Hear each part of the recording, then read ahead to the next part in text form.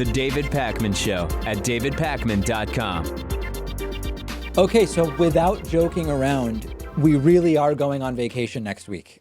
We often joke about, it's been Pat's birthday and we are going to take 3 months off or whatever, but this time it's not a joke. We really are going on summer vacation next week. There will be sort of new shows. So we've tried different things over time. We've just had no new shows at all when we're off. We've had guest hosts and rotating vacations. Some people like that. Some people dislike it. This time we've assembled 5 new themed episodes where we will be doing deep dives into white supremacy and free speech and all sorts of other things. Hopefully, Pat, people will like this stuff. I know not everyone will, and it's always been, for years it's been an ongoing thing. What is the best thing to do when we are on break? But these are some pretty good episodes that we've put together, I must say.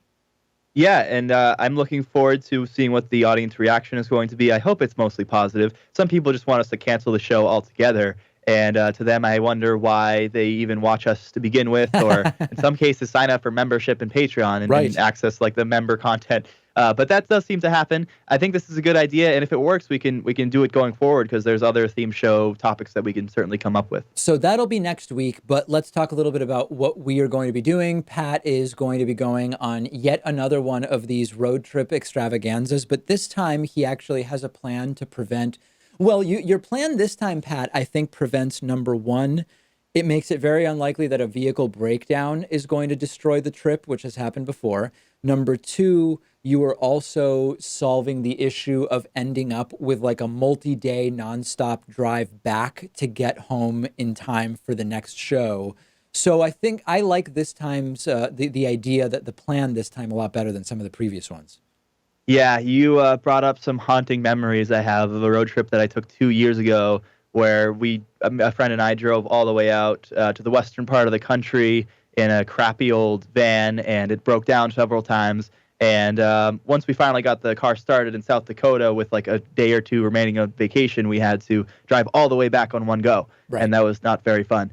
This time, flying round trip with a friend of mine to Denver, and we're going to rent a car, Toyota RAV4 or similar. I'm sure it'll be, 2018 or 2019, something up to date with some great safety features and not going to be at risk of breaking down. So from that front, I'm very confident that things will go well. Certainly, other problems could arise, and I'm sure they may. Yeah. But with regards to like the vehicle and just like general safety, I think we're going to be okay. And so, do you want to talk a little bit about the route and the places you're going to be stopping? Yeah, so I actually made a map here, and I can put it up on the screen right now. What we're going to do is we're going to, as I said, fly to Denver, and then we're going to take the car up to Rocky Mountain National Park for a day. Some beautiful scenery, some mountains, some cool landscapes. I think that'll be a good start to the trip. We'll probably have to stock up on some supplies in Denver because we're going to have to travel light before we go up there. Well, that's actually something I wanted to talk about later, if you will indulge me. Then we'll drive across the state of Colorado over to Grand Junction. There's the Colorado National Monument over there, which seems very cool. There's a lot of stuff in Colorado I want to see. Almost too much to cover in one road trip, but it is a very cool state, it looks like. And then I'll be going into Utah. We're going to do the 5 national parks in Utah. They're not all listed there because Google Maps could only give me so many waypoints.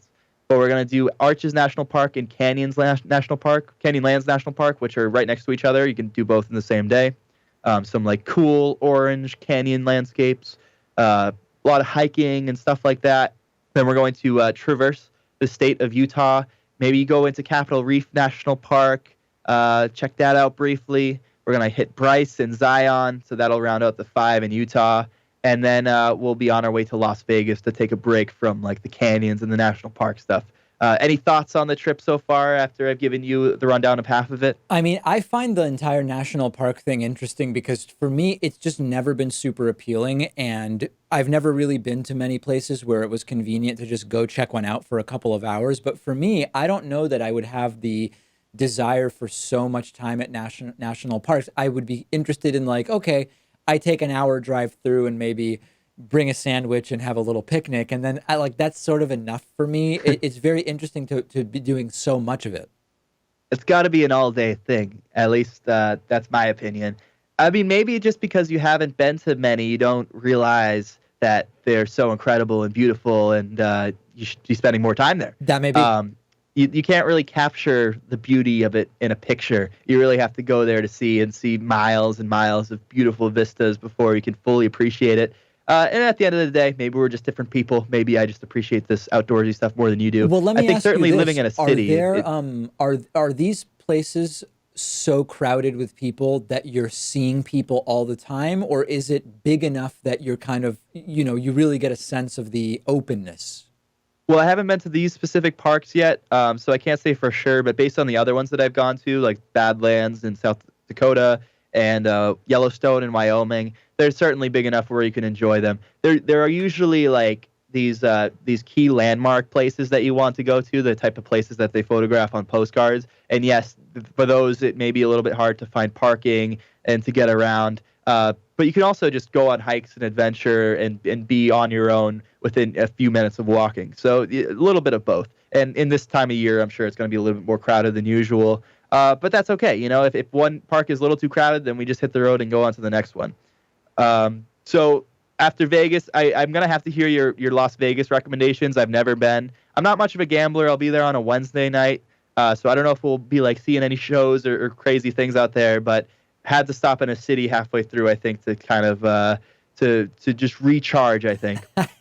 Then we'll go to Grand Canyon National Park. I'll probably be canyoned out at this point because the Utah National Parks have a whole bunch of canyons, and to see the Grand Canyon, maybe that'll just be the cherry on top of it all, or maybe I'll just be so sick of it I'll want to get the hell out of there. Then we're going into the Navajo Nation. We actually have something set up where we're going to stay in what's called a hogan, which is like a hut-like thing out in the middle of nowhere in Arizona. And we're going to, hang out there for a night. And hopefully we get some good night skies, because what I've known from seeing in rural parts of the country is at night you can just see so many stars, way more than you can see in Boston, which is a total count of like 1 or 2. And then we'll go up to the Four Corners Monument, which is the only place in the country where 4 states meet. Just kind of briefly check that out, and then back up through Colorado. Not sure if we'll go to anything else in Colorado, or if we'll just go right back up to Denver and be ready to go on our way back. But that, my friend, is the trip. Well, it all sounds very interesting. I don't really have Vegas recommendations in the sense that I also don't gamble. And even though I go to Vegas twice a year for a conference, the people I'm with set up everything for us, and I have very little say over my day, and they take us to far more expensive places than I would probably be going to if I was on my own. The one thing I will mention, one of my favorite cafes in the country is in the Arts District of Las Vegas. I believe that they even have vegan milk substitutes. It is called Vesta Coffee Roasters, and it is a fantastic spot. So if you have the time, I would recommend you check in there. But otherwise, honestly, even though I've been to Vegas like 10 times, I have no Vegas recommendations for you. There is, I'm trying to think. I truly don't. I mean, it's not the best. Vegas just isn't the best, but it is worth seeing. And we got to bring up this Soylent stuff, because for my last road trips, they started at home. I was able to order ahead of time boxes and boxes and boxes of the stuff.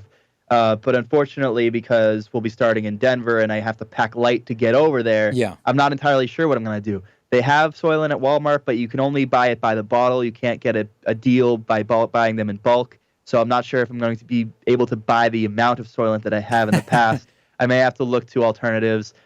Maybe I'll just have Cliff Bars or peanut butter, banana sandwiches. But I am kind of concerned about this stuff because it's hard to eat a vegan diet out there in that part of the country, especially when it's so hard to even find a store. Well, let me tell you, I think that I have a solution for this. Store. Do you have, the first night, are you immediately renting a car and going, or are you spending the night in Denver?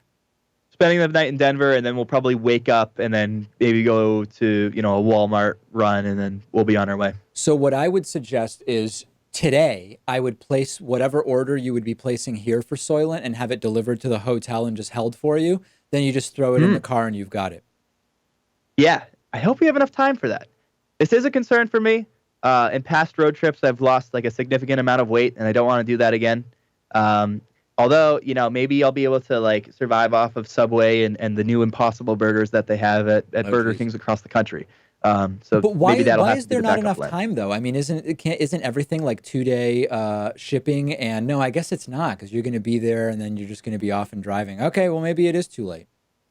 Yeah, so we'll have to see if I even survive the trip or if I suffer from malnutrition and get back here and I'm just a skeleton. But at any rate, I think it's going to be a good trip. We'll have plenty of stories for you on the bonus shows the following week after vacation about what happened there. Well, I have very little to say. As I've already indicated before, I said I was going somewhere where they speak a language that's very similar to Spanish, and I think I revealed last week that it's Aruba where they speak Papiamento. And I'm just flying to Aruba, very uneventful. There's a bunch of nonstop flights from Boston to Aruba every day.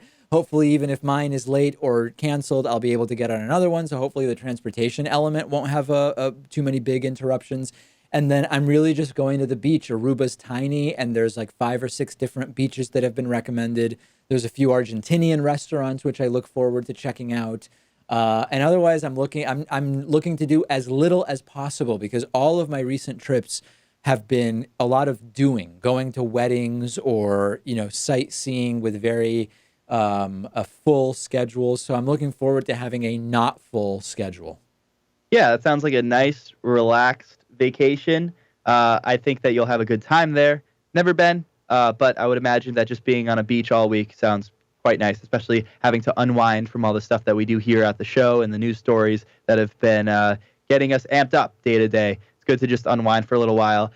Because they speak a language that's similar to Spanish there, Papiamento, are you going to try to adjust your Spanish to maybe tailor it to the language that they speak over there? Like when you went to Italy a few months ago, you adjusted some of the Spanish words to make them sound more Italian. Are you going to do the same thing here? Or are you going to try to avoid embarrassing yourself at all costs? No, I'm not. I just plan to speak Spanish, and that's it. And I'm told that I will be perfectly well understood, and I don't think it's going to be a problem. I've been watching Papiamento videos on YouTube. There's a lot of radio stations that put their stuff up on YouTube, and it's very clear I'll have no problem communicating. And listen, it's such a touristy place in many ways that I think there's a lot of English spoken anyway. But any opportunity to speak Spanish, even if they don't speak it, I will be taking advantage of. So new shows next week, but no bonus shows. Please don't worry. The show has not been canceled or anything like that. No bonus shows next week.